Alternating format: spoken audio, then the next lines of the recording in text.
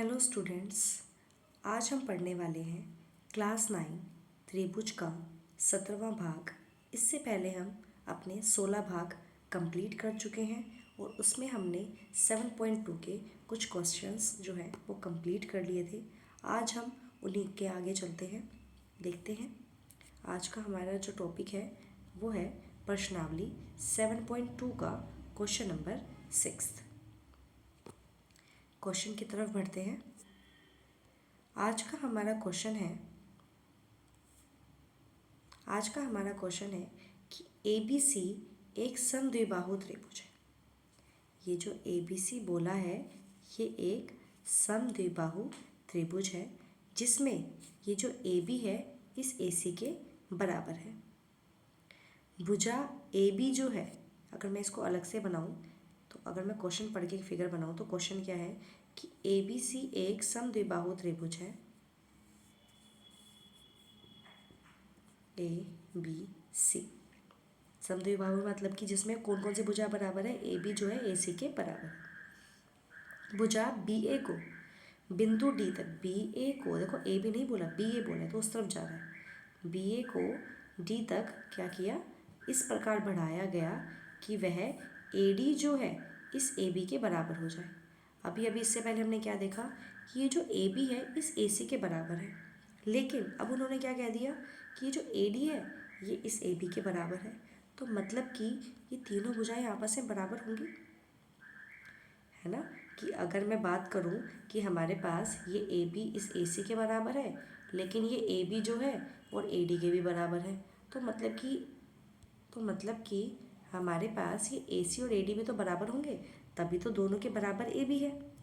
ठीक है, तो अब आगे बढ़ते हैं कि इस प्रकार बढ़ाई गई है कि AD जो है AB के बराबर है और हमें दर्शाना है कि ACD, ये जो ACD बनेगा ये एक समकोण है, मतलब कि यहाँ पर 90 डिग्री दिखाना है हमें। ठीक है, सेम हमारे पास आकृति बन गई। अब अगर मैं इसको थोड़ा टुकड़ों में बांट लूँ तो ये हमारे पास, ध्यान देना, ये कोण 1 है, ये कोण 2 है, और मैं सारा डिलीट कर देती हूँ, उसके बाद ही लिखती हूँ कि हमारे पास ये कोण 1 है, ये कोण 2 है, और इधर से ये कोण 3 है और ये कोण 4 है। 4 कोण हमने ले लिए। अगर मैं इन शॉर्ट बोलूँ तो हमें क्या दर्शाना है, कोण 2 जमा 3 हमें दर्शाना है कि ये 90 डिग्री हो जाए, क्योंकि हमें दिखाना है कि ACD BCD जो हमारे पास कोण है वो एक समकोण है, इधर 90 डिग्री दिखाना है, लेकिन BCD में तो हमें दो चीज़ें नज़र आ रही है, 2 और 3, है ना। तो इन दोनों का हमें जोड़ बताना है, योग बताना है कि क्या हो जाए, 90 डिग्री हो जाए। ठीक है, तो ये हमने पता लगा लिया कि हमें पता क्या लगाना है। अब हमारे पास ध्यान देंगे कि हमें पता है कि ये जो AB है ये इस AC के बराबर है, क्योंकि समद्विबाहु त्रिभुज है ना।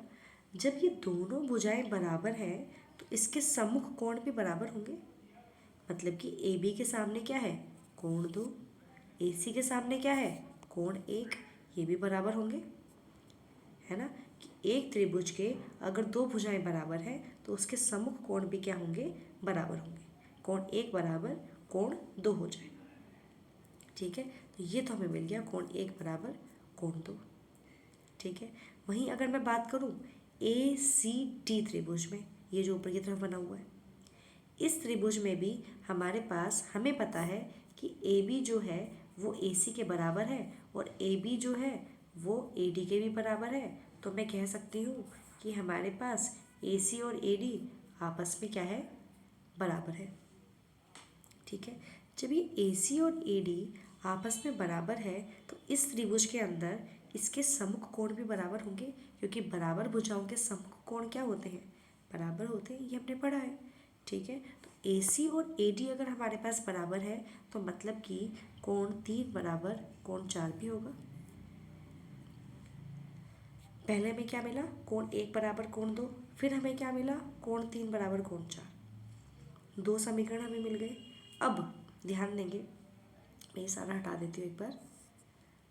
अब ध्यान देंगे फिर से कि हमारे पास ये 1 था, ये 2 था, ये 3 और ये 4। 2 समीकरण हम बना चुके हैं कि कोण 1 बराबर कोण 2 है और कोण 3 बराबर जो है कोण 4 है। ये हम बना चुके हैं, ठीक है। जहाँ हमारे पास 2 समीकरण बने, अब क्या करते हैं, हमें पता है कि त्रिभुज के तीनों कोणों का योग, तीनों कोणों मतलब कि हमारे पास तीनों जो कोण हैं उनका सम, उनका जोड़ क्या होता है, 180 डिग्री होता है ना। ये हमने पढ़ा है कि त्रिभुज के तीनों कोणों का योग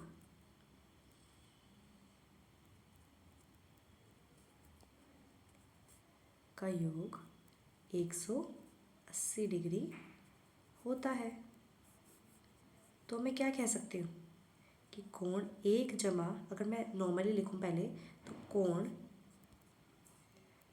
ए जमा कोण सी जमा कोण डी बराबर में 180 डिग्री। इन तीनों ए बी सी डी त्रिभुज की बात हो रही है। बी सी डी त्रिभुज में ए सी डी तीनों का योग कितना होगा, 180 डिग्री होगा, है ना। कोण, सॉरी ए नहीं, यहाँ पर कोण बी, हाँ यहाँ पर बी आएगा। कोण हमारे पास बी जमा सी जमा डी, तीनों का योग हमारे पास क्या होगा, 180 डिग्री। अब कोण बी किसको दिखा रहा है, किसको दर्शा रहा है, कोण 1 को।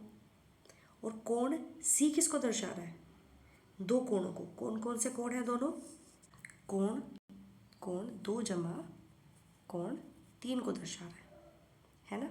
वहीं कोण डी की अगर मैं बात करूं तो उसमें क्या आ रहा है, कोण 4, कि चारों मिलके क्या बना रहे हैं, 180 डिग्री बना रहे हैं।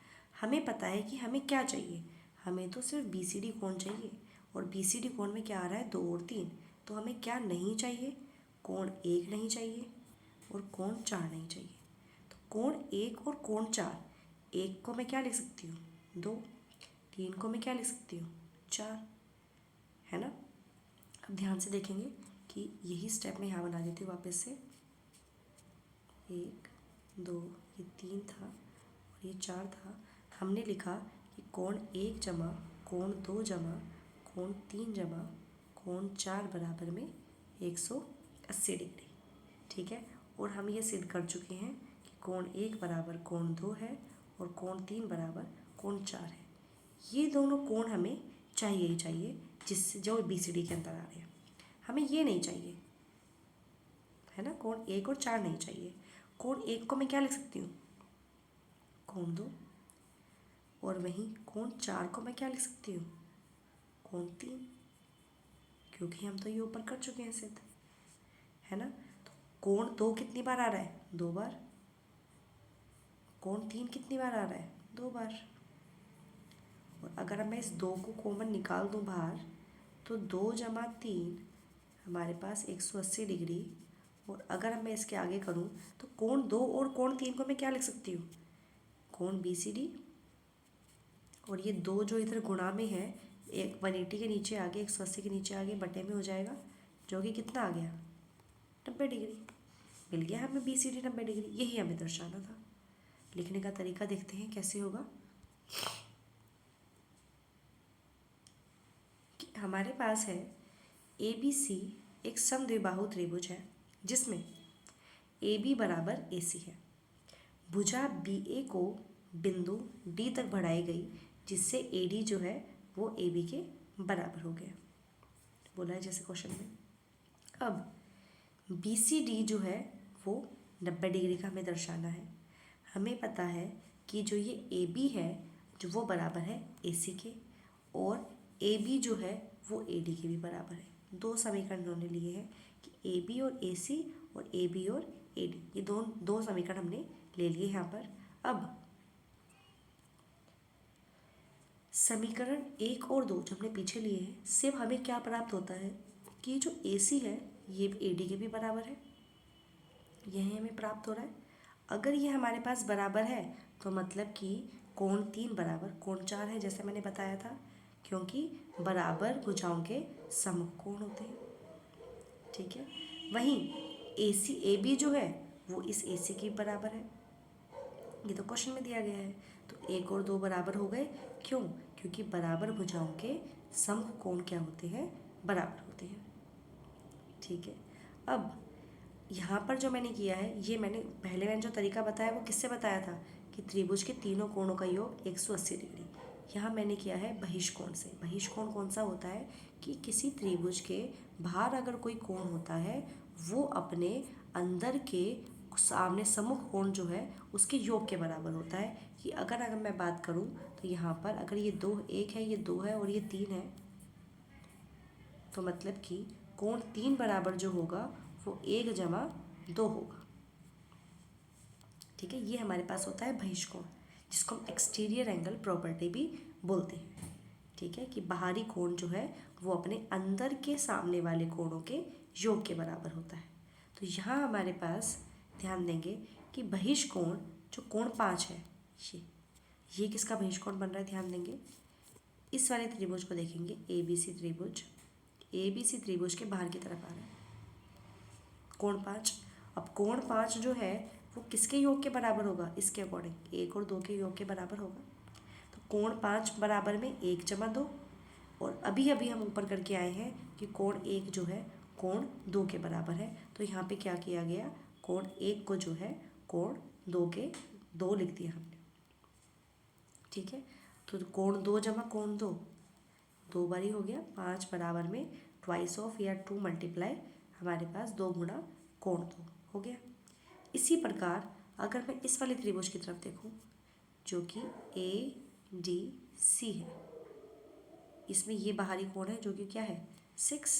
अब 6 अगर बाहरी कोण है तो उसके सामने वाले कोणों का योग क्या होगा हमारे पास, 3 और 4 होगा। ये 6 बराबर में 3 और 4। ठीक है, वहीं मैंने बताया था कि कोण और 3 और 4 हमारे पास, 3 और 4 हमारे पास बराबर है, तो मैं 4 को क्या लिख सकती हूँ 3। तो इसके हमारे पास क्या हो गया, डबल हो गया कोण 3 का। ठीक है, हम 2 और 3 क्यों ले रहे हैं, मैंने ये भी बताया था, क्योंकि हमें निकालना है BCD कोण। BCD किससे बना है, कोण 2 जमा कोण 3 से ही तो बना है। BCD इन दोनों कोणों के योग से ही तो बना है हमारे पास। ठीक है, तो समीकरण जो है जो हमारे पास निकल कर आया इस क्वेश्चन के आंसर के अकॉर्डिंग, ये 6 और 7वां समीकरण, दोनों को क्या किया, जोड़ा गया। ठीक है, 5 और 6 को जोड़ा, कोण 5 और कोण 6 को जोड़ा, इस पे जो आ रहे हैं ये। ठीक है, और इस तरफ जो है जो कोण 2 का डबल आया है और कोण 3 का डबल आया है, इनको एक तरफ जोड़ दिया। कोण 5 और कोण 6 ये देखो सीधी रेखा में बन रहे हैं इस तरीके से, ये 5 और 6। हमें पता है कि सीधी रेखा पर जो बनने वाले कोण होते हैं उनका योग क्या होता है, 180 डिग्री होता है। ठीक है, तो ये हमारे पास 180 डिग्री मिल गया। ठीक है, वहीं यहाँ पर दोनों के पास 2 था, 2 बाहर कॉमन निकाल लिया। ठीक है, कोण 2 जमा में कोण 3 हमें मिल गया। अब कोण 2 जमा में कोण 3 क्या है, ये देखो साफ नज़र आ रहा है, BCD। ठीक है, तो यहाँ हमने BCD लिख लिया और इस 2 को यहाँ गुणा में ले गए, बटे में ले गए सॉरी, क्योंकि इधर गुणा में है, तो ये हमारे पास क्या आ गया, 90 डिग्री आ गया। ठीक है, यहाँ हमारे पास हमने इसको 2 तरीके से किया। पहला हमने किया एंगल सम प्रॉपर्टी, मतलब कि जहाँ त्रिभुज के तीनों कोणों का योग क्या होता है, 180 डिग्री होता है। दूसरा तरीका हमने क्या किया, बहिष्कोण। बहिष्कोण मैंने बताया कि कोई बाहरी कोण, बहिष मतलब कि बाहर, कोई बाहरी कोण, बाहरी कोण जो होता है वो अपने अंदर के सामने वाले कोणों के योग के बराबर होता है। ठीक है, तो इस तरीके से हमने दोनों क्वेश्चन किए। पहले वाले पार्ट में ध्यान देना, हमें 5 और 6 लेने की ज़रूरत नहीं है। इस वाले पार्ट में 5, 6 लेने की ज़रूरत इसलिए है क्योंकि ये बाहरी कोण बना रहे हैं। ठीक है, तो ये थे हमारे आज के दोनों क्वेश्चन, और इसके बाद हम आगे नेक्स्ट क्लास में करेंगे। आज के लिए इतना ही, थैंक यू।